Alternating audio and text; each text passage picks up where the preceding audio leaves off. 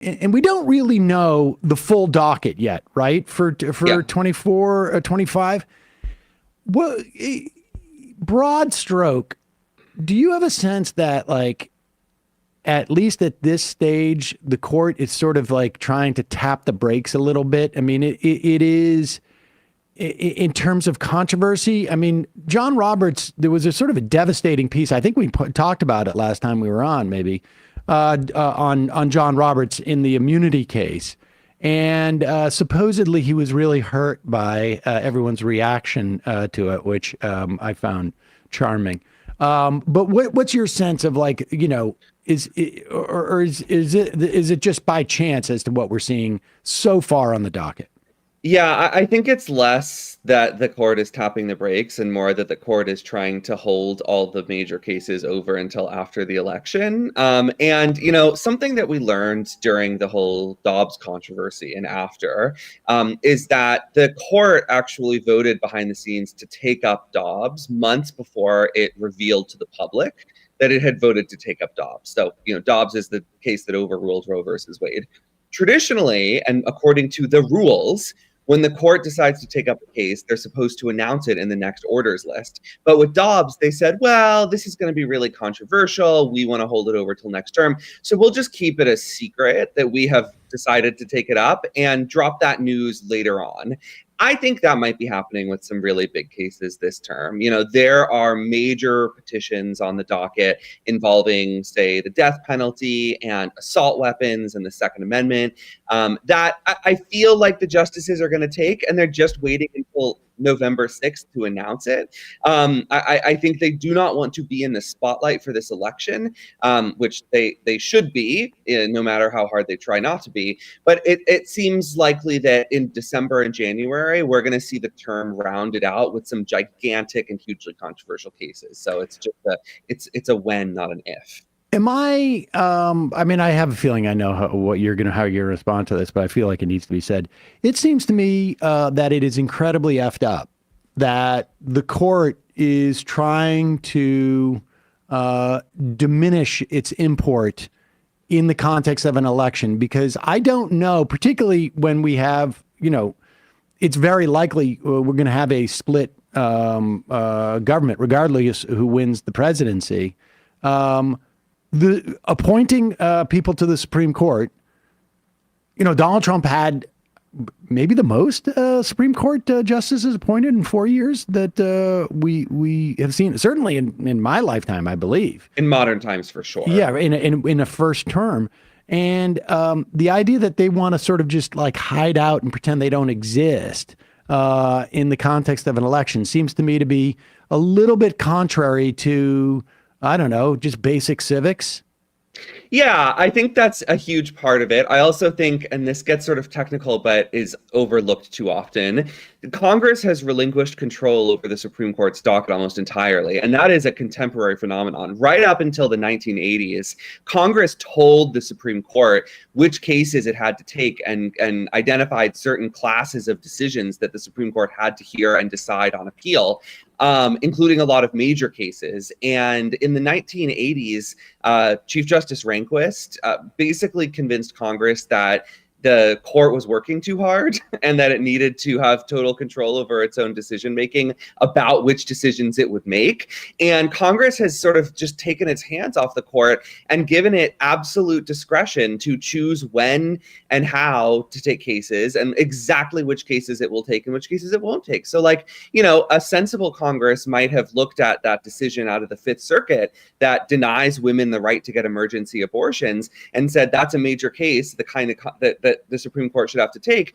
But instead, it's totally discretionary. So the Supreme Court just denied it without saying anything else. And women will continue to be forced to the brink of death in Texas and other red states because they can't get emergency abortions. This Supreme Court is really good at manipulating its docket to create an image of moderation and to just play the schedule of elections in a way that always redounds to its benefit. I'd love to see somebody introduce the return to the Reagan era time where the Supreme Court took its instructions from Congress. All right, but with that said, assuming that's not happening, the major cases that the Supreme Court has admitted to, has publicly announced that they would be dealing with this year? Yeah, so I mean, we've heard a few, and the news is mixed, I would say. So the Supreme Court took up a case called Garland versus VanDerStok, which is about ghost guns, which were these weapons that you would buy in the mail. They would be partially disassembled. You'd watch a YouTube video. They'd say, remove this plastic strip, drill a hole right here, and then you've got a perfectly firing gun. And people who bought ghost guns didn't go through background checks. The guns were not serialized. There was no record keeping. And the creators of these guns, the manufacturers, were basically open that they were selling these guns to criminals, that the whole purpose was to sell guns to be used in crimes that were untraceable by the police, and found a large class of criminal clients who made the industry millions of dollars right up until 2022, when the Biden administration said, hold on, this is not legal under the Federal Gun Control Act. These purchases have to go through a background check and the guns have to have serial numbers. Once that rule took effect, the entire industry was basically destroyed because they could no longer sell directly to the criminals who were their clientele. And VanDerStok was a challenge to that rule that had sort of decimated the industry. The Fifth Circuit, of course, which is crazy, had purported to strike down the rule. I think the Supreme Court's going to uphold the rule. I think we're good on ghost guns, if nothing else this term, because I think that the sellers of these guns, sort of merchants of death, they flew too close to the sun. They made it too obvious that their entire business was built around allowing criminals and young people with mushy, underdeveloped brains to buy guns and shoot people. And at least John Roberts and Amy Coney Barrett are not going to go along with this scheme to revive the ghost gun industry. Two things what strikes me. The first one is there, do manufacturers of ghost guns and sellers of ghost guns, do they have the same immunity that gun manufacturers have? I mean, in other words, like, it seems to me that, and this is on my brain because I just came back from the tort conference a week or two ago that I attend on a regular basis. Seems to me there's got to be a couple of good plaintiffs out there to essentially like sue these people, off the plane of existence, essentially. I love that you were at a tort conference, first of all. That really warms my heart. And your question is twice exactly a year, right. Twice a year, amazing. Buddy. Oh my God. For I gotta a decade. Somebody sign me up for this, please. Your question is just right. What happened before the Biden administration had stepped in was that individual plaintiffs were suing the sellers and manufacturers of these ghost guns, which are often one and the same. Some warehouse out in Nevada or Texas was making and selling these guns, and winning those suits because these are not licensed firearm dealers. These are not licensed firearm manufacturers. They are not protected by PLACA, the federal shield law that generally prohibits any kind of civil liability for sellers and makers of guns. So there was a lot of progress before this rule took effect where, the victims of some horrible crime committed with ghost guns would file suit and win. But it was like a whack-a-mole situation where the companies would just dissolve and keep popping up under a new name. It was like a fly-by-night situation. We needed this one federal rule to do what sadly tort law couldn't quite accomplish and shut down all of these guys. And it's worth noting, not by outlawing ghost guns. Like, you can build your own gun legally if you want. All the rule did was say you have to follow the same requirements that real gun dealers follow. And it destroyed the industry because their whole business model was not following those rules. You've mentioned the Fifth Circuit twice so far. And I imagine that a lot of those gun manufacturers in Texas use the Texas two-step as a way of escaping on some level the any type of liability in those cases. Again, a function that's statutory in Texas. But just remind people about our circuit system and why the Fifth Circuit is something you keep hearing over and over and over again, and why it is in Texas, if you are needing an emergency abortion under federal law, any hospital that receives Medicare or Medicaid, I should say, money, is required to provide emergency services when necessary. But in Texas, their abortion ban overrules this, but only in Texas, Louisiana, and what's the third state there? In Mississippi. Will you just explain this dynamic to people? Because it's fundamental so that in terms of what's going on in our court system right now. So the intermediate courts of appeals, in between the trial courts and the Supreme Court, are where most cases are decided. Like the overwhelming majority of cases end at the intermediate courts of appeals. They're called the federal circuit courts, and each of them covers a different geographic area. So the Fifth Circuit covers Texas, Louisiana, Mississippi. The Ninth Circuit covers like the entire West Coast and Hawaii. The First Circuit is the Northeast. And essentially what happened with the Fifth Circuit is that under Obama, Republicans in the Senate held open several seats and refused to let Obama fill them. And then Trump came in and filled those seats with like militant far-right extremists. And several other judges took senior status and allowed Trump to replace them as well. So you have this like militant majority on the Fifth Circuit that is, I mean, most of these judges are frankly just auditioning for the Supreme Court if Trump wins again. Like their whole deal is that they're trying to jump up and down and say, look at me, daddy, I'm the one you want. I'll be loyal. I'll be crazy.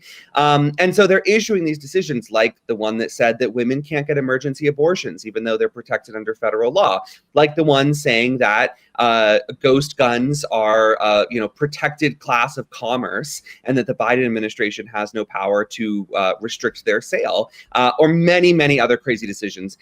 Trying to roll back or ban medication abortion was a big one last term. Trying to abolish the entire Consumer Financial Protection Bureau. It was also the Fifth Circuit that held that domestic abusers have a Second Amendment right to own guns.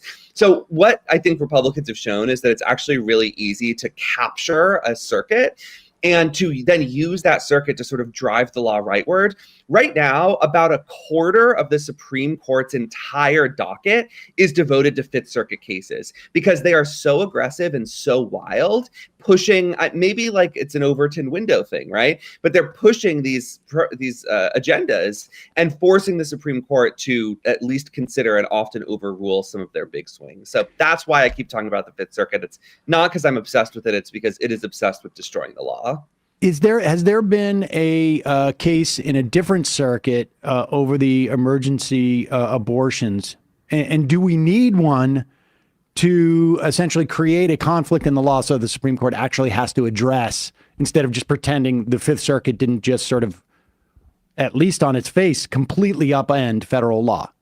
Yes, there was. There was one in the Ninth Circuit, which is one of the more liberal circuits. And the Ninth Circuit had protected women's ability to get emergency abortions in Idaho, which is somewhat oddly squeezed into the Ninth Circuit. And you might remember last term, the Supreme Court took up that case to consider what the Ninth Circuit had did, and then ended up dismissing it and said that it intervened prematurely. So there is an active conflict of the law right now. If you live like within the Ninth Circuit, or even in Idaho right now, you have a right to emergency abortions. If you live in Texas, Louisiana, Mississippi, you don't. That's the kind of thing that the Supreme Court is supposed to iron out. Like their number one job, I would say, is to create uniformity in federal law. But they just denied the abortion case out of the Fifth Circuit. How rare is that? I mean, that just seems nuts. I mean, this isn't like, there's some question about, paragraph 5 in the bankruptcy code and it's unresolved and it's something that we're going to get to or something like that. This seems to be, literally a matter of life and death. I mean, almost like definitionally, right? Yes, I would say it is getting less rare as the Supreme Court is getting even more cynical about crafting its docket in a way that sort of gives it maximum political cover. There are some big circuit splits that the Supreme Court just does not want to address. Some of them involving immigration, some of them increasingly involving LGBTQ rights, although we'll talk about one of those splits in one of those cases soon. And I just think that the justices are like, I wouldn't call it quiet quitting, but again, they don't want to take too many cases every term. They used to take 150, now they take like 60. And they don't want to draw too much public ire, except when they have a really deep passion, like they do for protecting Donald Trump from criminal prosecution. So we just let these circuit splits linger, and it means depending on where you are in the country, your federal rights differ wildly. That's that to me just is, and in this instance, it's not just your rights. I mean, like you're in life. Texas, you're going to die in that situation. Let's just briefly touch on the Comstock Act, which I know you anticipate will reach the Supreme Court probably sooner rather than later. What is the Comstock Act? Why do you think it's going to reach the Supreme Court? And then we can move on to different cases. So the Comstock Act is a law enacted in 1873 in a fit of sort of moral panic about women's rights. That was chiefly designed to prohibit the mailing or the spread of pro-feminist literature, as well as birth control, which was still a relatively novel thing back then, and includes a provision that in somewhat ambiguous terms, suggests that it is a federal crime to mail or otherwise transport any instrument or drug or thing that can cause abortion. Now, that is a really big problem for reproductive rights today because, as we're talking, something like 2/3 of women in America terminate their pregnancies with medication abortion, which is very safe and effective. It's been approved by the FDA for 24 years. And, more broadly, like, abortion clinics, where they are legal, rely on the transportation of tools and other things to be able to perform procedural abortions in the doctor's office. So if you read the Comstock Act like very, very literally, it means that there is already a nationwide abortion ban on the books, that medication abortion is illegal, that abortion tools are illegal, that basically everywhere in the country that abortion is happening, that's a federal crime. One of Trump's top lawyers, Jonathan Mitchell, who has argued on his behalf at the Supreme Court, he has said that if Trump wins, he will use the Comstock Act to ban abortion. He said, we don't need Congress to act because we already have the Comstock Act. And that is also in Project 2025. So I think that, if Trump wins, that is going to happen to some degree. There's going to be some executive effort to restrict or ban abortion, even in blue states. If Trump loses, we already have red states in federal court trying to use the Comstock Act to outlaw the transportation and mailing of abortion drugs. So one way or another, this issue is being teed up for SCOTUS. SCOTUS does not want to decide it right now, but after the election, anything goes. And we should say, even if the Democrats get the House, get the presidency, and get the Senate, they would need 60 votes in the Senate as it stands now to reverse the Comstock Act, because this has nothing that apparently implicates or obviously implicates the U.S. budget. And you can't do it through reconciliation. You really just have to basically get rid of the filibuster, at the very least, for this vote. And I don't know. Hopefully that would be something they would do if they were in that position. But get ready for the abortion. It's really a stealth federal abortion ban is really what we're talking about. That is what Trump's top lawyer has called it and intends to use it as, yes. Let's move on to U.S. versus Skrmetti. Is that how Skrmetti? Yep. This is a case that's definitely that the court has already announced that it's taking. Yeah, but won't hear arguments until after the election. So, very convenient. Delayed those arguments for an unusually long time to ensure that they would happen in December instead of November, for what it's worth. These cases, this case is a challenge to red state laws that prohibit transgender youth from accessing hormone therapy, including puberty blockers. It's not about surgery. It's only about puberty blockers and cross-sex hormones. And it involves Tennessee, which is one of almost half the states in the country that have imposed these bans on healthcare for transgender youth, and said, and I think this is important and often gets lost, a cisgender child who needs hormone therapy or puberty blockers, of which there are many, they can still access that care. There's no problem there. But if a child comes in and says, I am transgender, they are legally prohibited from accessing any kind of hormone therapy or puberty blockers. So like a 9-year-old boy who's undergoing puberty too early can get a puberty blocker for that. But if a 9-year-old comes in and says, I was assigned male at birth, but I think that I'm trans and I need time to consider it, they're not allowed to get a puberty blocker. Directly targeting trans people and also classifying people on the basis of sex in a way that the Supreme Court has previously said is unconstitutional, and also that, violates equal protection to sort of engage in this overt discrimination on the basis of, what someone was deemed at birth, male or female. I'm not super optimistic about this case. I do think there's some hope. I think that logically it follows on the heels of the VanDerStok decision in 2020, where the Supreme Court said that you can't discriminate against trans people without discriminating on the basis of sex. But this is still the Dobbs court. And I fear that they're just going to say, there weren't trans children in 1789, so trans children today have no federal rights. Well, there also wasn't hormone blockers in 1789. So how does anybody have, is there a precedent for statutory intervention in a doctor prescribing medication for some symptoms, but not another? I mean, this is what's insane about this. Like, there are times where the FDA says, like, all right, you can't use this for off-label, right? Like, let's say just like the Ozempic. Like, right. The idea that there would be a statute that would be written in the state of whatever, whatever state it is. You can use Ozempic for one set of symptoms or indications, but not for another, not based on any type of medical data whatsoever. Just like, we just think that it's a little bit lazy of you to use it if you're overweight. And we just, it doesn't, morally, it just feels like you're not working hard enough to lose weight. And so therefore we've decided no.